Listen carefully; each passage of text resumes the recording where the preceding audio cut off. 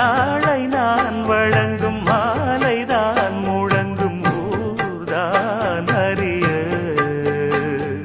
பேசும் வார்த்தை நிஜம் ஆகிடுமோ நேசம் பாசம் நிறம்